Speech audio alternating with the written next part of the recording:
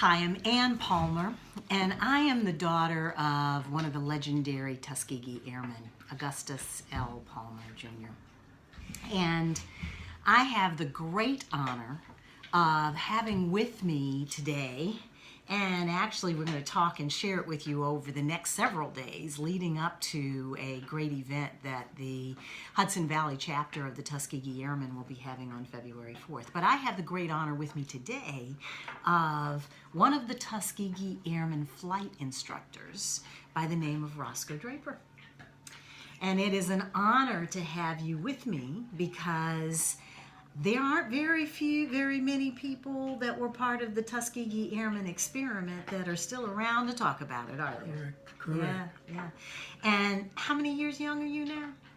Well, I don't tell my age. Okay. Just as a woman wouldn't tell her age, she won't. This time next year, I'll be 98. Wow. This time next year, he'll be 98. Well, congratulations, first of all. Thank you. Because you clearly have the ability to overcome all kinds of odds and have done what many of us hope to do, which is to have a long life, but more importantly, to have a long life and at the end of it to be able to remember some of it. Correct. So today I want to go down memory lane with you a little bit. I want to go back to those days at Tuskegee and have you share with us what it was like and to be a part of that Tuskegee experiment and to train those legendary Tuskegee Airmen. What would you say was the biggest challenge that you all faced? And you can look right at that camera right there if you want to. I was, I guess I should say, the biggest challenge was not failing in the opportunity to make something of ourselves in a field that we had been denied the opportunity to participate in. When I was a child, I had no interest in aviation because I knew right away it was a very expensive field to be involved in. And with limited resources, I had no idea that I could have a chance to participate in aviation. I grew up in Haverford and Bryn Mawr, Pennsylvania. And Bryn Mawr, Pennsylvania was the home of Charles Alfred Anderson. Charles Alfred Anderson wanted to be an aviator from the time he was a child. He wanted to be involved in aviation. And when he got old enough to be involved in it, he was unable to find anyone who would teach him how to fly. So with that door shut in his face, he still wanted to fly and decided to learn how to fly regardless. And that is what he did. He bought an airplane and taught himself to fly. Yeah, that's called determination. That certainly is. To set your mind on a goal and then to figure out a strategy on how you're going to get there. Correct. So you were talking to me a little while ago about the fact that way back, long before Tuskegee, there had been a study done back in the 1920s, in 1925. 1925, the Army War College made a study on the use of Negro troops in the military service. And they went to great lengths to document the fact, as they saw it, that we were not fit to fly airplanes. So they actually commissioned a study that was going to prove that men of color, because we weren't called African American or anything, we were just called the coloreds or the Negroes back then. Correct. Did not have the capability to fly planes. Airplanes. And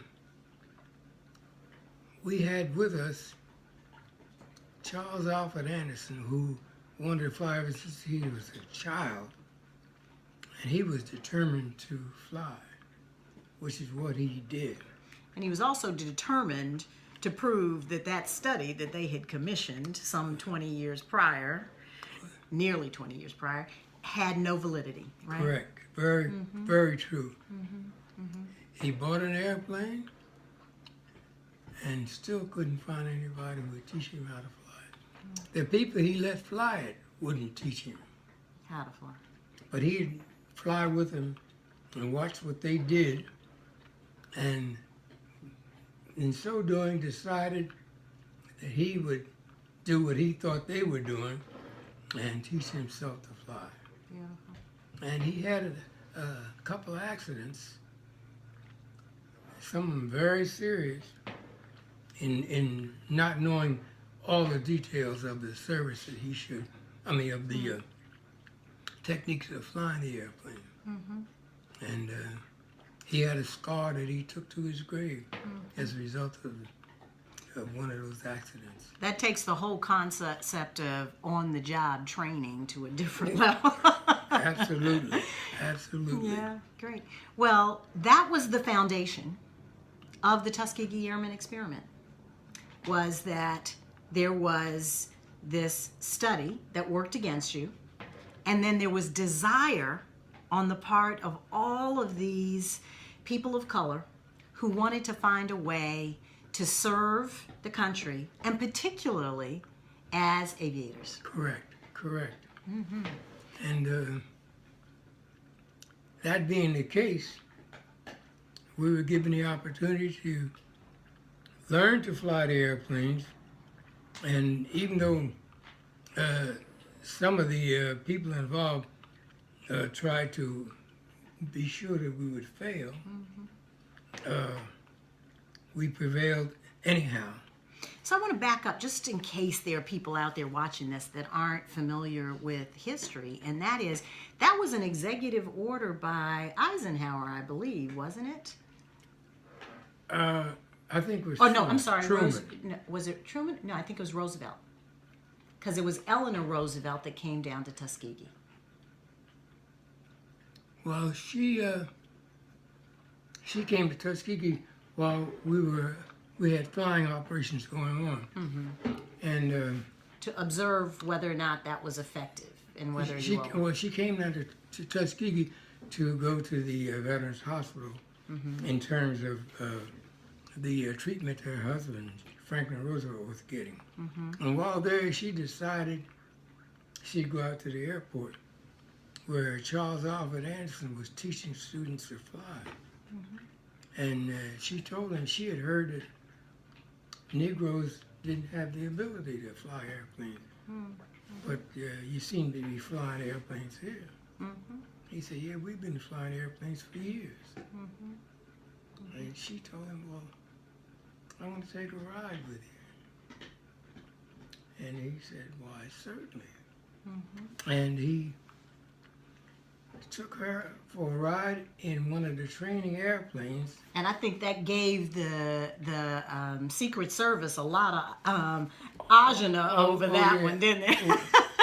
I was told that they quickly called Franklin Roosevelt and said she's getting ready to go up to fly with this Negro.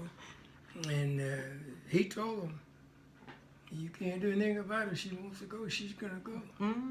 And she did. And he flew around something like 40, 45 minutes in this Piper Cub around and over Tuskegee. And he showed her that, sure enough, Negroes could fly airplanes. Yeah, they really did know what they were doing. And with that, we understood that she might have been inclined to tell President Roosevelt that they needed to have the opportunity to fly airplanes in the military also. So that's a tip from a Tuskegee Airman flight instructor who actually is sharing with you the actual history of how this whole initiative got started and the role that Eleanor Roosevelt had in making sure that African Americans had the opportunity to become aviators.